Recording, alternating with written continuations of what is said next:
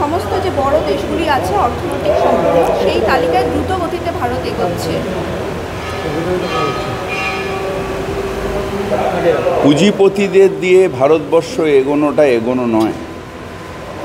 যেদিন ভারতবর্ষের 150 কোটি মানুষ খেতে পাবেন, যেদিন 150 কোটি মানুষের মাথায় ছাদ থাকবে, যেদিন 150 কোটি মানুষের অঙ্গে বস্ত্র থাকবে, সেই দিন ভারত এগোবে।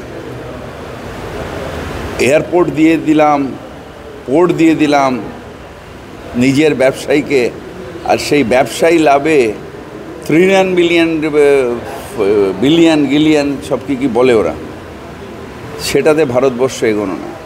গান্ধীজি বলেছিলেন যদি গরুর গাড়িতে চড়তে হয় চড়ুক, কিন্তু রুটি কাপড়া আর মাকান যেন প্রত্যেক ভারতীয়র মাথায় থাকে। আজও কিন্তু গান্ধীজি সেই স্বপ্ন পূরণ হয়নি। আর প্রধানমন্ত্রী বিপরীত রাস্তায় নিয়ে যাচ্ছেন, যেখানে দারিদ্র সীমা ভারতবর্ষে বেড়ে যাচ্ছে, দারিদ্রতা বেড়ে যাচ্ছে। হ্যাঁ, আনএমপ্লয়মেন্ট সর্বকালের সব থেকে উপরে উঠেছে। সুতরাং এটা ভারতবর্ষের রাস্তা নয়, এটা ভারতবাসীদের জন্য নয়। তার হাতে গোনা কিছু ইন্ডাস্ট্রিয়ালিস্টদের জন্য ভালো হচ্ছে, কোভিডেও তাদের 200% প্রফিট হয়েছে, কিন্তু ভারতবাসীর কোনো লাভ হয়নি।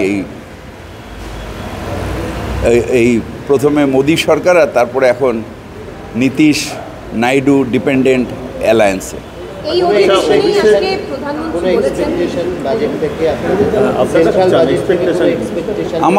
আমার ব্যক্তিগতভাবে কোনো এক্সপেকটেশন নেই, কারণ এই প্রধানমন্ত্রী যতদিন থাকবেন মানুষের জন্য কিছু করবেন না। উনি একটা এজেন্ডা নিয়ে এসছেন, দেশ বেচার এজেন্ডা, সেই এজেন্ডাইতে দেখবেন যে অগ্রগতি হবে। প্রধানমন্ত্রী বলেছেন যে প্রথম অধিবেশনে দেখা গিয়েছিল যে এই সরকারের প্রধানমন্ত্রীর কণ্ঠ রোধ করার চেষ্টা করা হয়েছে। শুধু তাই নয়, পার্লামেন্টে এখন ব্যাপারটা হলো যে এনাকে কি আমি যেটা বলে থাকি আর কি, পাগলে কি না বলে, কণ্ঠরোধ কে কার করেছে? কণ্ঠরোধ তো বিরোধীদের করা হয়েছে। একটা বিল পাস করার সময় সমগ্র বিরোধীকে সাসপেন্ড করে তা বার করে দেওয়া হয়েছে। এর থেকে বড় গণতন্ত্রের হত্যা আর কি আছে? আজকে যেহেতু বিরোধী বেঞ্চ অনেক ভারী হয়ে গেছে, তাই উনি ভয় পাচ্ছেন। কণ্ঠরোধ তো উনি, গণতন্ত্রের কণ্ঠরোধ তো উনি শিখিয়েছেন। যখন তখন যাকে ইচ্ছে সাসপেন্ড। একটা ইম্পর্টেন্ট বিল, তাতে কোনো আলোচনা নেই বিরোধীদের। ইডি সিবিআই এর ভয় দেখিয়ে বিরোধীদের কণ্ঠরোধ, যারা ভয় পেয়েছেন তাদের পাল্টি করিয়ে নেওয়া, এটা কি গণতন্ত্র চলছে নাকি? অভিষেক বন্দ্যোপাধ্যায় গতকাল বলেন পুরোদিন মাঠে নেমে লড়াই করতে, পুরোদিন মাঠে নামছেন, আমি লড়াই করছি। সবাই লড়াই করছেন। অভিষেক বন্দ্যোপাধ্যায়, আপনারা মানেটাকে উল্টো করে দেন। অভিষেক বন্দ্যোপাধ্যায় বলেছেন যে নবীনদের উদ্যম আর পুরনোদের অভিজ্ঞতা, এইটা দিয়েই তৃণমূল কংগ্রেস এগোবে। এটার মধ্যে খারাপ কি আছে? যে অন্যায় করবে দল তার বিরুদ্ধে যাবে। যারা নিষ্ক্রিয় ছিল,